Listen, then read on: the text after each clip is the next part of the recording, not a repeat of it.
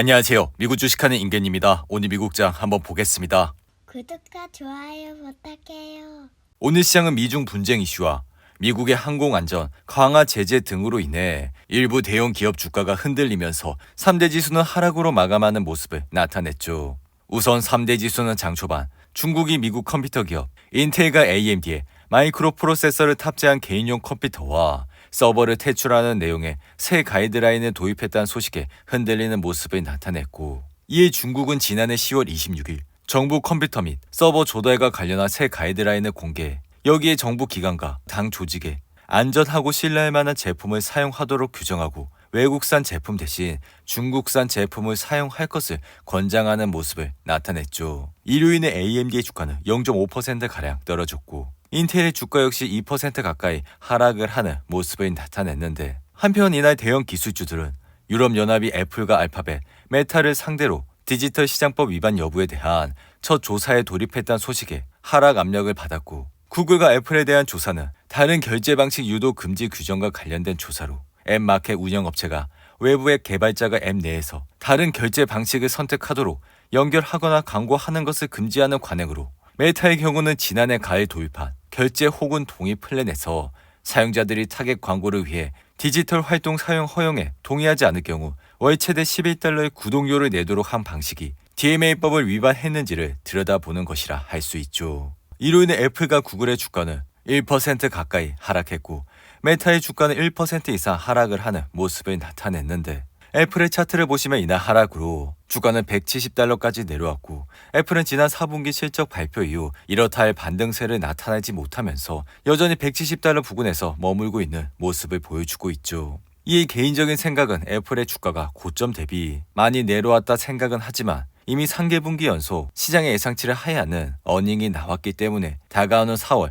1분기 실적을 확인을 하시고 투자를 해도 늦지 않다 생각이 드는데, 이어 구글의 주가는 최근 200일선을 터치한 이후 지속적인 상승세를 타면서 현재는 150달러까지 올라왔지만, 구글 역시 최근 2개분기 연속 어닝 미스가 나와 주가는 지난 3분기 9%, 4분기엔 7%나 하락하는 모습을 나타냈죠. 반면 메타는 연일 사상 최고치를 기록하면서 여전히 좋은 흐름세를 이어가고 있고, 메타는 최근 4분기 실적에서 시장 예상치를 상회하는 모습을 나타내자 주가는 단번에 20%나 오르는 모습을 나타냈는데, 한편 지난 몇 달 동안 증시는 예상보다 나은 경제 성장과 인플레이션 개선, 페드의 금리 인하 가능성과 AI 인프라 투자 급증으로 인해 상승세를 보였고, 최근 성장 둔화와 예상보다 높은 인플레이션을 암시하는 경제 데이터에도 불구하고 앞선 요인들이 대체로 유지되고 있다 믿고 있으며, 게다가 4분기 실적 시즌이 기대를 상회하고 2024년 1분기 가이던스가 시장을 뒷받침하고 있는 모습을 나타내고 있죠. 시장을 뒷받침하고 있다 할 수 있죠.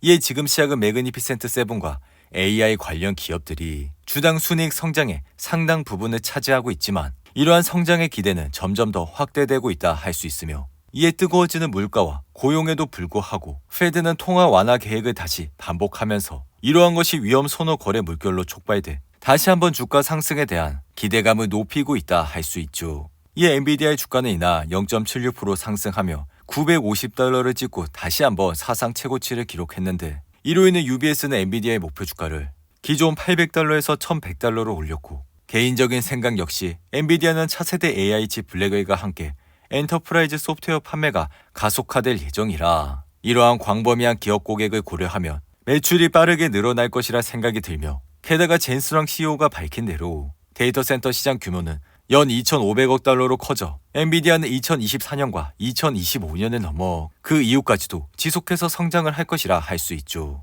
이로 인해 엔비디아의 주가는 지난 1년간 246% 급증했고, 그리고 올해 들어서만 95% 이상 상승을 하는 모습을 나타냈는데, 이에 개인적인 생각은 지금 시장은 AI에 올인을 하고 있어 궁극적으로 AI가 지금 시장 추정보다 더 확대될 것이라 생각이 들며, 이에 지금은 AI가 끝이 아니라 앞으로도 지속할 강세장의 앞에 서 있다 생각이 들어 지금 당장은 그 끝의 근처에도 있지 않다 생각이 드는데, 한편 테슬라는 이날 1% 이상 상승을 하며 주가는 172달러로 마감했고, 이로 인해 테슬라는 지난 3월 14일 4% 이상 하락을 하며 160달러를 찍은 이후 다소 상승세를 타면서 현재 주가까지 올라왔다 할 수 있죠. 이에 개인적인 생각은 테슬라의 주가가 다소 내려왔다고는 생각은 들지만 다가오는 1분기 실적에서 마진 개선의 정량적 수치를 꼭 확인을 해야 한다 생각이 들며, 이에 미주오는 최근 보고서에서 테슬라에 대한 투자 의견을 매수해서 보유로 하향 조정해 목표 주가도 기존 270달러에서 195달러로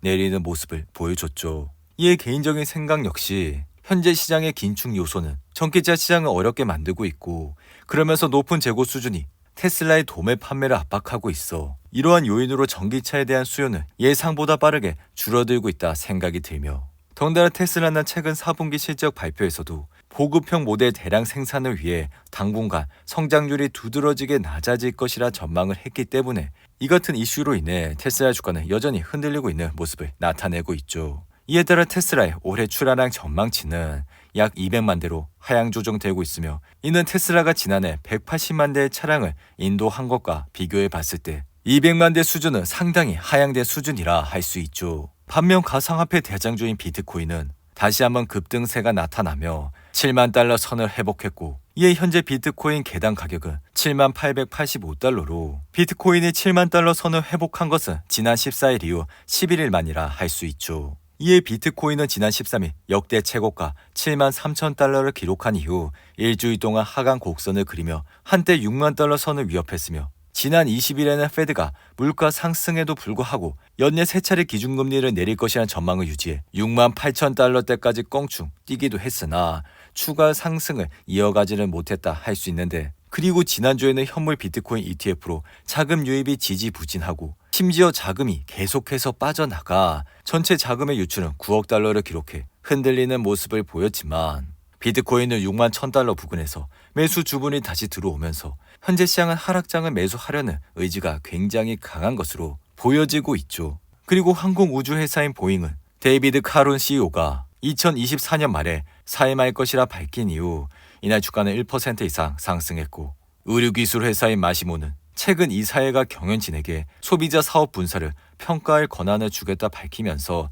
3% 이상 상승을 했는데, 이어 최근 S&P 500 지수에 편입한 슈퍼마이크로 컴퓨터는 JP모건이 비중 확대 등급을 부여하고 목표 주가를 1,150달러로 제시하면서 이날 주가는 8% 이상 급등했고, 그리고 엔터테인먼트 기업인 디즈니는 바크레이즈가 비중 확대로 업그레이드를 하고 주가는 더 높을 것이라 지적한 이후 이날은 3% 이상 상승을 했는데, 반면 최근 어려움을 겪고 있는 자동차 제조업체 리비아는 미주오가 매수해서 중립으로 하향 조정하면서 1% 이상 하락을 했고, 리비안의 차트를 보시면 이날 하락으로 주가는 10달러 부근에서 머물고 있고, 리비아는 최근 4분기 실적에서 시장의 예상치를 하야하는 실적을 발표하면서 주가는 무려 25%나 하락을 하는 모습을 나타냈죠. 이어 그 이후 신모델을 발표하면서 13% 이상 상승을 하는 모습을 나타냈지만 여전히 흔들리고 있다 생각이 들며, 이에 개인적인 생각은 리비안이 현재 많이 내려왔다 생각은 들지만 이날이 바닥이라 생각을 하기보다